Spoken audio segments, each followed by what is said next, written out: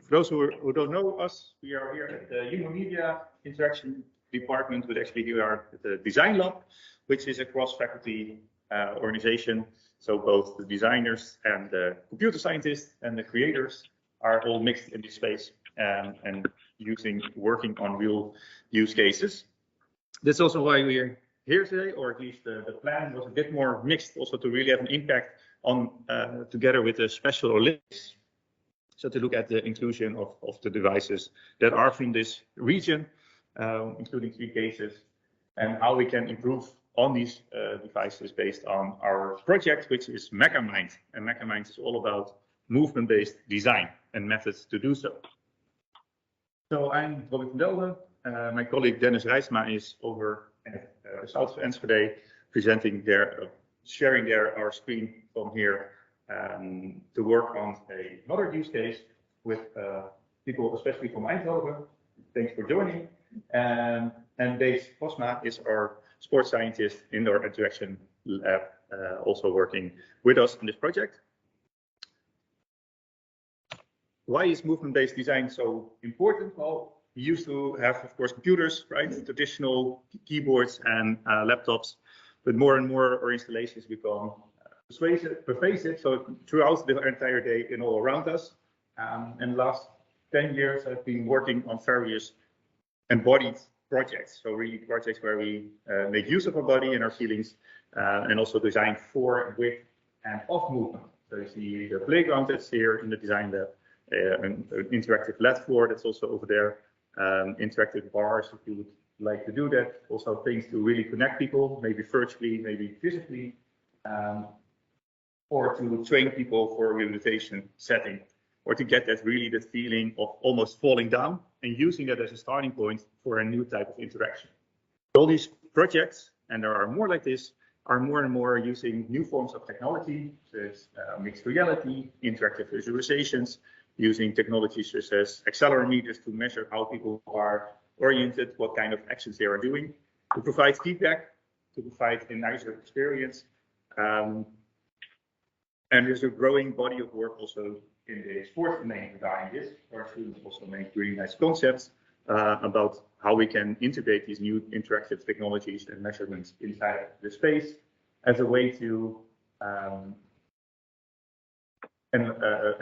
improve both the experience of sports, but also how we train sports while doing it. So that is what we have been doing the last few years. And with the growth of mixed reality, we also see different kinds of applications that can be used also for educational purposes, like learning a language inside a VR platform. We have a nice booklet, I hope. At the end of the presentation, they should be fresh from the press, where we summarized our work on building these interactive installations also for sports domain. And we hope to hand that out as well with a small booklet from this movement-based design project. Of course, this is not just limited to our university. It's not just groups doing weird stuff with technology, but we have in this region strong companies that are working on different kinds of installations. So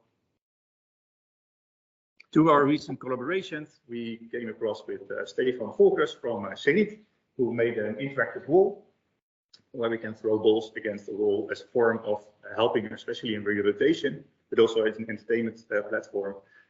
We have the people from Yalp. So Yalp makes interactive playgrounds. Here you see a sound arch where they have a camera on top and people can dance or play around, and that's being measured. And then you can create games with that.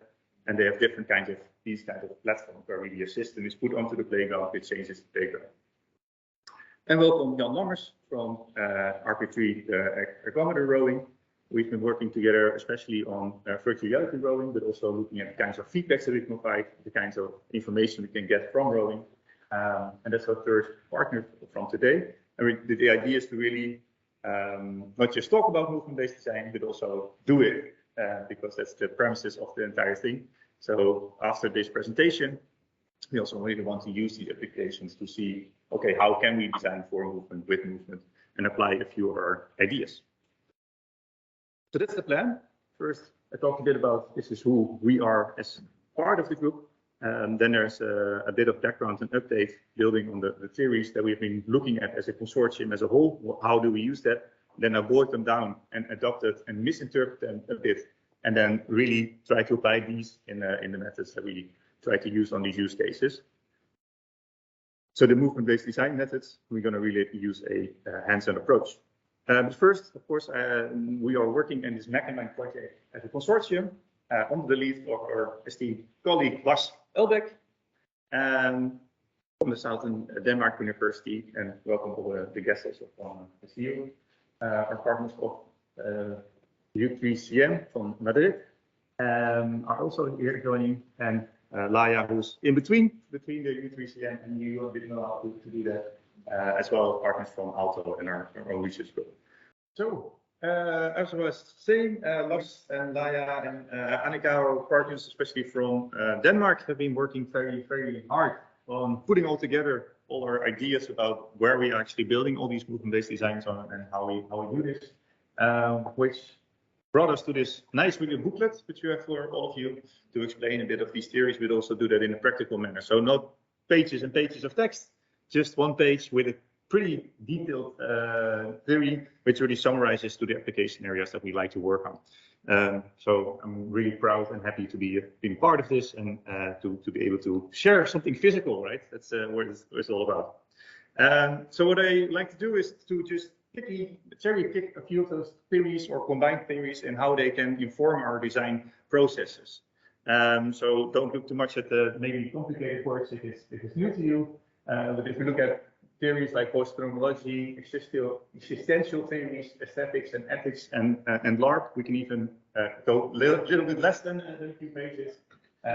We see that values in sports are more than just being about winning. It's really about feeling have a nice feeling, being better. It's also where Mahan and I are working on really trying to change the experiences of sports and go beyond that only competition and performance-oriented thing, but really get that feeling of self-empowerment, making yourself better, being in fair play, etc. If you look at the theories, it also means that we have to really work iteratively, because if we go in with this mindset, that changes how we sport, and that would change how the sports turn out to be. So it's really a sort of cascade of things going on, and it influences each other, and we can't just put something new into it and expect that to work the way it used to be.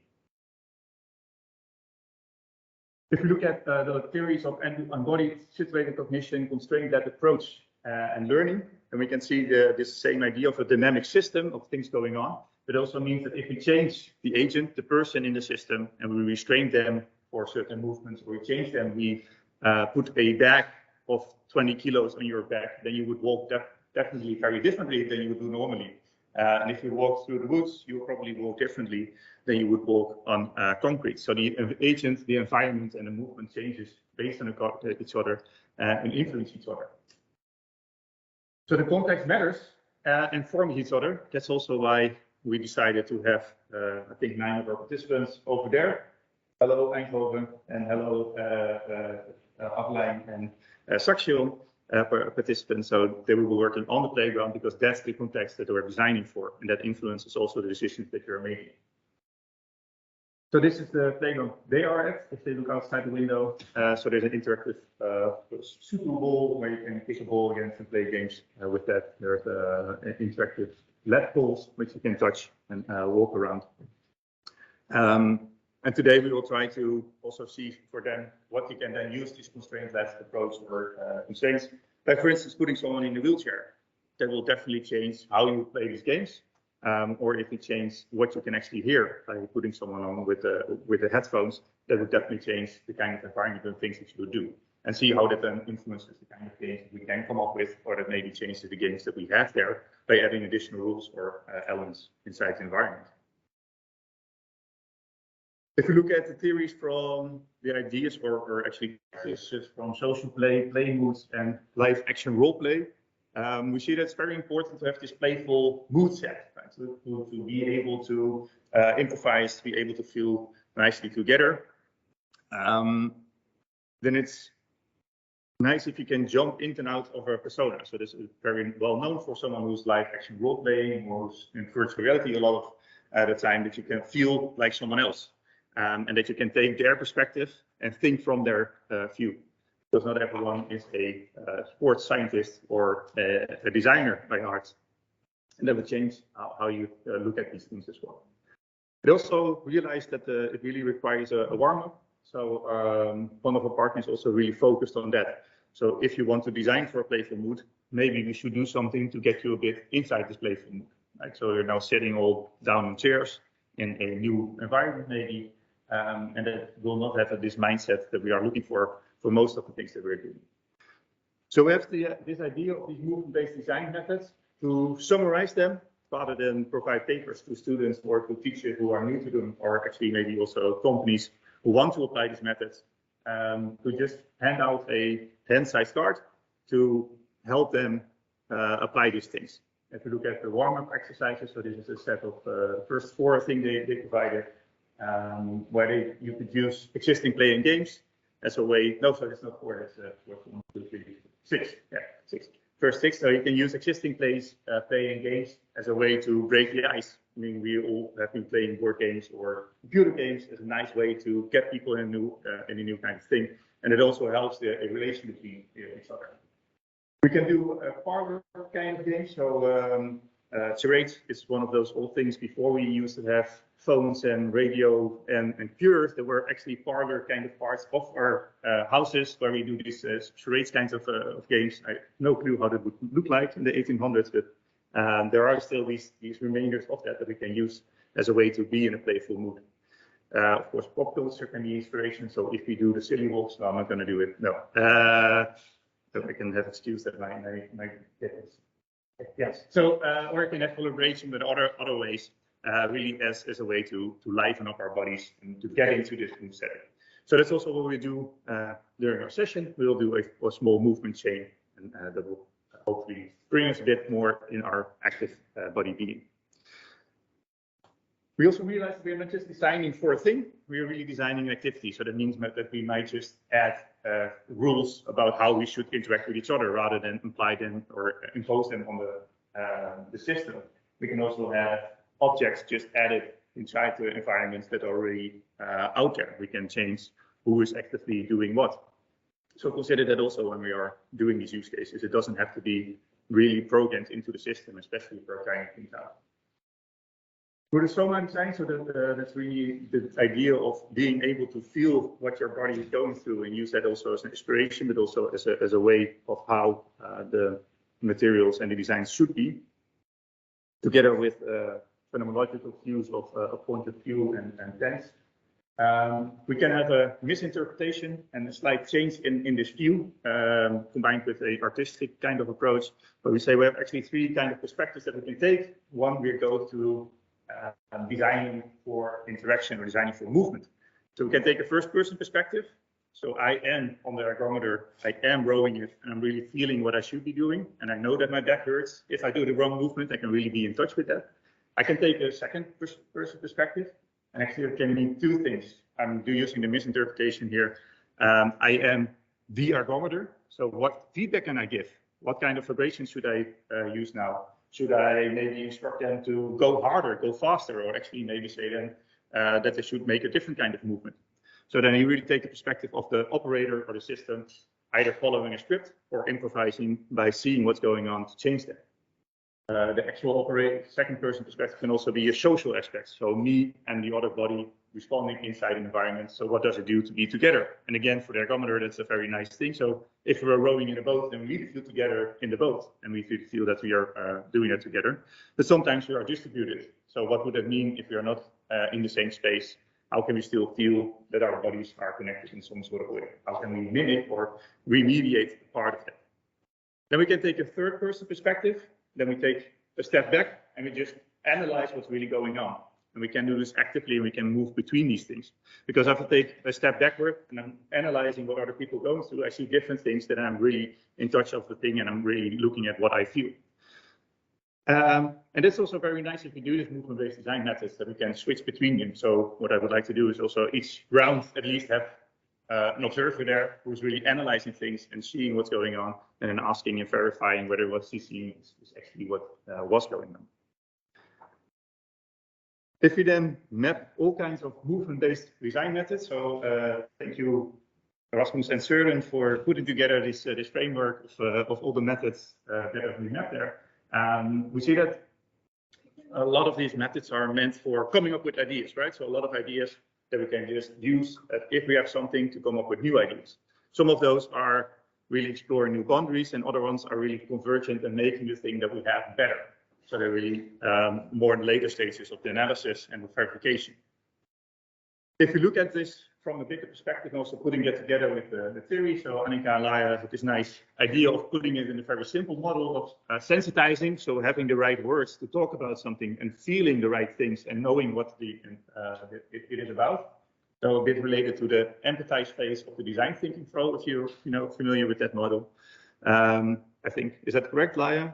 Well, sort of, okay. And then we have the inspiration, the ideation. So if we are more aware of our environment and our body, that leads to more inspiring things.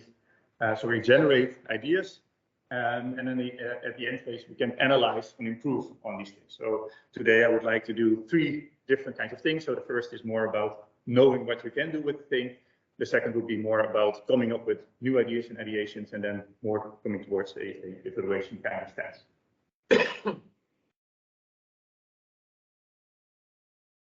So if we take this perspective and we see what kind of movement-based methods are there, it's always nice to say, well, we're not just in our ivory tower as researchers and looking at this from a perspective, and we come up with these crazy ideas and we oppose them on others. We also see this happening in industry of how they are connected to it. So one of our colleagues from Finland, Aalto University, interviewed a lot of people from sports yoga, playground design, and action game design, and looked at what kind of aspects they use when we're thinking about movement-based design. So if you think about the moving body, and you discussed that, you see that you can use this as aiding in defining the problem and solutions, like we already discussed in the introduction. If we are talking about sports science, if we're talking about these more embodied movements, they also want to use your own body and see how that's so, not just do that cognitively. If you see the technological tools, unfortunately for us, often virtual reality misses also parts of it. So if you take a virtual reality headset, then we also take away a lot of the information. And if you use that as a design tool, then we also miss things, and it can be very unfitting. For instance, if you look at a playground setting where it's very much about the physical things that are on there, to use and apply that directly. But maybe if you use the system that we are there yesterday, so we can also have more integrated versions where we can have more relation to our context and our environment, which is also an important element, and then maybe look more from the environmental kinds of things, or where should things be, rather than the hi-fi elements of how should this thing be, the relationship between each other. It might be still possibly interested in virtual reality. So I'm looking there to the architects from Eindhoven there as well to help us out to also realize and work further on that. So we sent a submission for that last week as well. I see Dennis is not hearing me anymore, or trying to get me louder. I'm not sure. If it is looking from the empathy and the cross-disciplinary, we see physical and social interactions that they use to design. It also makes the designers happy. So I hope to tap into that this afternoon, and that we also say, well, it also makes us happy not only for the people that we're designing for, but also when we're designing it.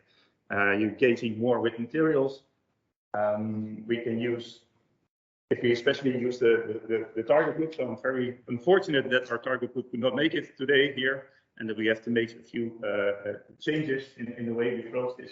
But if we with the target group, we also get closer to them by using their kind of language, using their kind of movements, and then putting our literally maybe ourselves in their shoes to help us out.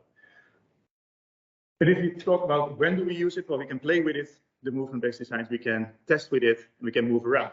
So one of the experts also said that deep engagement with the practice, and trying to explore through that engagement the possibilities for new technology or possibilities for new experiences. So really tied into this model that Laia was already thinking about.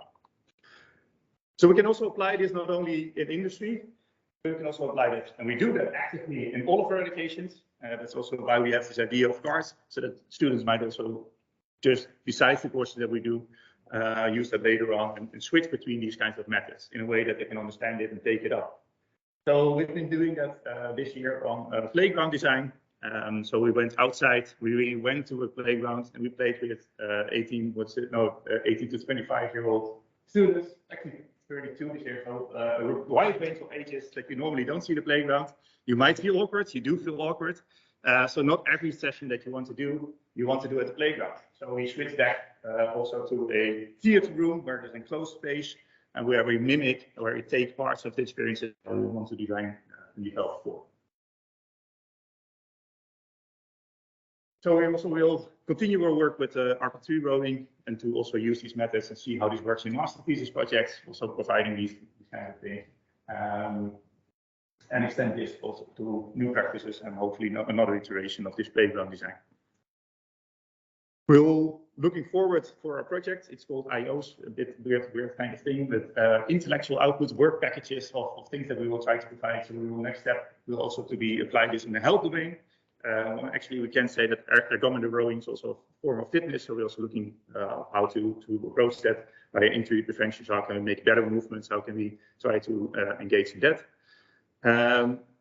But we also have our partnerships with Madrid, with the Cube, is it? What was the name?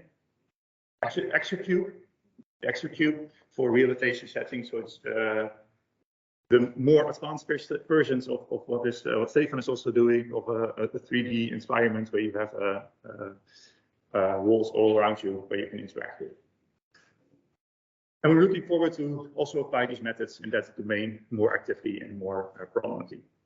And if we have that, then hopefully we have a better framework of these tailored and playful methods. As Lars was promising, Max and other people from our SDU will provide it on the website, so we can easily filter and say, well, at this duration, we have these kinds of people, we want to be really about activating them, or we want to change the mood, so that we can easily find them as well, and that we can tailor them, because that was also something really found in education, that sometimes in methods, because the context changes, you just want to change a few words in it.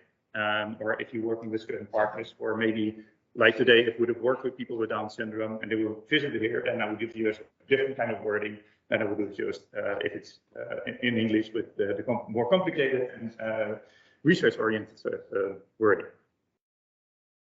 And of course, being scientists, we're also going to write papers about it. So to also disseminate these ideas of movement-based design and what it does and how it impacts our design.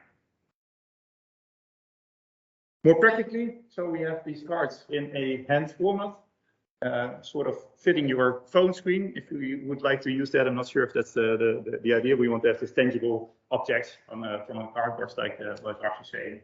And then we have a short description on each of these cards and a indication of what it does. So is it about exerting? Is it about moving? Is it about getting more in touch with your bodily feelings? How many people are related to that, these kinds of elements. We have a box of these, and besides these cards themselves, we also have the idea of modifiers. So just explaining, you can take different kind of perspectives from bodies, right? So you can say first-person perspective, going through such a card, what can I do with it? Or taking that observer rule, and that changes how we apply these kinds of methods, although the method in itself is pretty similar. So the first set of cards is really about mood setting, of course. And this is one that I will put on the screen after I finish my presentation. The add-on, so we do a kind of small movement and we make a change of this. So we really look at other people, we try to get in tune with that and to see how we can follow that movement as well. And then we make a chain of these movements so that other person also taps into that. We will use the what can I do with this kind of method that Lars also used, and I was like, oh, actually, we also use a similar kind of thing. It was Søren. So the idea is that you have different kind of perspectives of what we can do with the actual thing as it is. Then determine the movement context, define what kind of space are we restricted to. So especially for instance, throwing a ball against the wall, that we know where are we able to work on and how does that translate maybe also to the space. Well, here we're in a different space in the rotation center normally, or in the school that we might use that system. Then we assign the rules. So we have several players. We have that one person that takes the third person perspective, so at least one person doing observation and keeping a track of time. I also help as a facilitator walking back and forth, and they then will do the same at the playground. We explore and repeat these methods so that we really get in touch with actually how these things work. And I use these modifiers, for instance, to change the speed of the movement. What does that do? Or change the scale. So rather than rowing like this, we're gonna misuse the rowing thing and do like this. Can we do something with that if we take that perspective? Does it add something? Or actually that might inspire us to yet another form or trigger another behavior. So while doing this, I was reminded with the discussion we had with Thijs from Amsterdam University, right? I think he was talking like the big fitness guys, they're not interested in actually mimicking the rowing, but they're interested in getting as much power from their numbers as they can. So they make movements above their heads, which would basically mean that you would die inside the boat because the oars would flap all over the place. But you can get much more power out of that because the movement is longer. But you don't want that. So how can you change these kinds of things to get feedback and work with that? So these actions, well, I didn't like it. It was not prepared. These can inspire also things that we want to work with. If you change the scale, what happens? If you change the direction, what happens? Do we do it alone or do we together?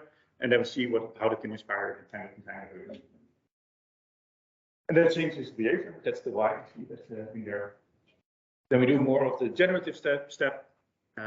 It's called body storming, but it's an umbrella term, I would say, of different kinds of body storming methods and techniques. And we'll go through them while we're doing it. Basically, you do the movements and get additional objects and be inspired by that, go into the movement, then be inspired by the other person and add upon the kind of interactions that they do see. So that brings me to a few rules, especially when we're doing the body storming. Watch out for yourself and others to not hit each other too hard and be a bit safe. Take this yes and perspective, so accept whatever you see going on and then go on top of that rather than say, yeah, but that's not possible because then the machine will break down. But actually take a perspective that is a bit odd and see how we can build upon it. And do it. Don't overthink it because that's all what our project is all about. So go try, alter, and try again. And also, we'll try to do that more actively as being assistants, so they're taking that second perspective. So if you're thinking about vibrations, we can also mimic a vibration. If you're thinking about getting visual feedback, we can also draw visual feedback. If you're thinking about adding an object, there are a lot of objects in the environment. Design Lab is very helpful in doing whatever we want with this environment if you take a few boxes or other parts from it. With that, I would like to end the presentation and thank you for coming here and helping us out on these use cases.